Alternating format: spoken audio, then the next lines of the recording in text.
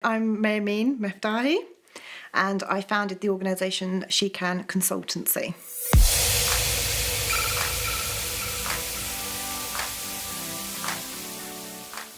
So the organisation is specialised in sexual abuse and rape, sexual exploitation and trafficking, and female genital mutilation. So umbrellaed under the sexual violence, but we also work with psychological trauma. We provide the professional training on female genital mutilation, sexual exploitation and trafficking, and looking at that cultural sort of competence for professionals to be able to understand the background of it and where it stems from. So there's our key training. We also work with the trauma, so the psychological trauma of that. So we do provide trauma-informed practices. And then consultancy.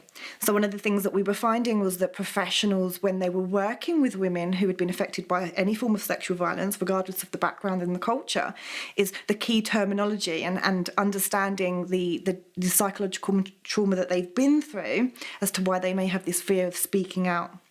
So we work with consultancy for professionals and the training specifically for professionals. We provide a very therapeutic approach to supporting women in a way where they can come, they can relax, they can share stories, they can share successes, they can show empowerment and how they've overcome any form of trauma. So we run that by a monthly support group. We also provide an online platform so that we can continue to reach out to women who are affected but maybe not in our vicinity. And the other grassroots aspect is that I created a PTSD recovery program, which is a 7-week recovery program. I actually wrote the program, not expecting it to be as successful as it was. And it has, proven success with women who have been able to come on that program, even in a short term, with 90% success rate of being able to overcome sexual violence and psychological trauma and the symptoms of it. Based on my own story, there's a lot of push for that. The first two aspects of that being, when I say systematic law change, what I'm talking about is how we view sentencing guidelines, especially for child sexual abuse, historical child sexual abuse. There's a lot of leniency towards the sentencing guidelines. And I know many people have been championing that for a long, long time. Then we have to look at victims. Okay, so when we're encouraging survivors to speak out, we're not sharpening victim protection. Now, I've based that on my own personal experience that my father was released from prison in May 2018. He's on licensing conditions, so no form of contact with me. Now, in order for him to know not to contact me, he needs to know where I am. He's not allowed contact with me, so he's been released my information, but I don't want contact with him. So I want his information. I'm not allowed to know that. So the second part of the campaign is for a child house in Wales.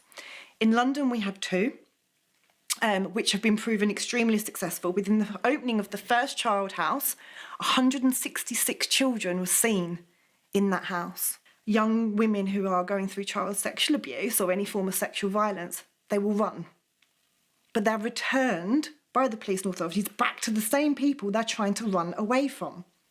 So there is nothing in Wales to protect or to at least try to prevent sexual child abuse.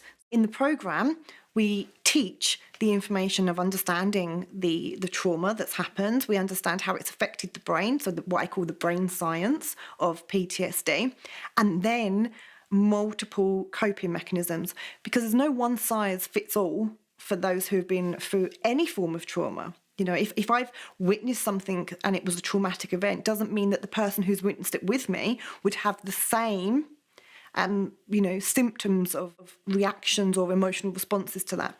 So we have to make it very individual, because that is what PTSD and anxiety is. It's individual to that person from what they've experienced. So our coping mechanisms that we teach and our techniques to overcome it day to day, they're very wide.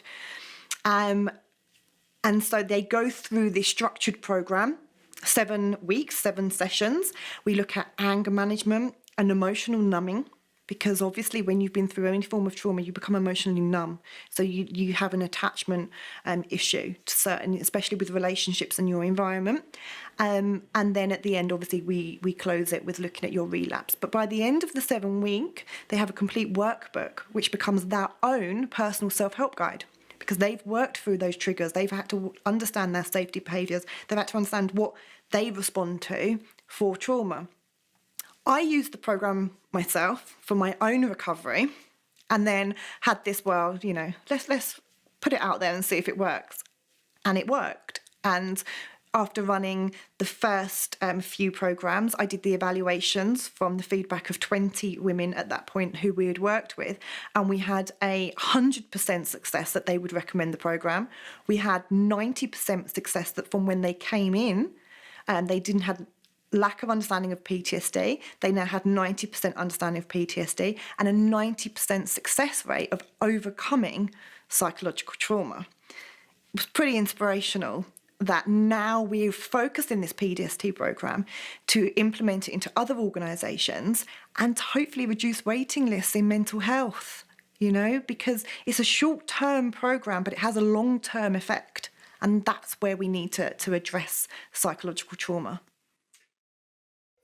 My name's Mayameen Meftahi. I'm the CEO of She Can Consultancy. Please reach out to us via our website, shecanconsultancy.com. You can join our live chat, or you can find us on Facebook.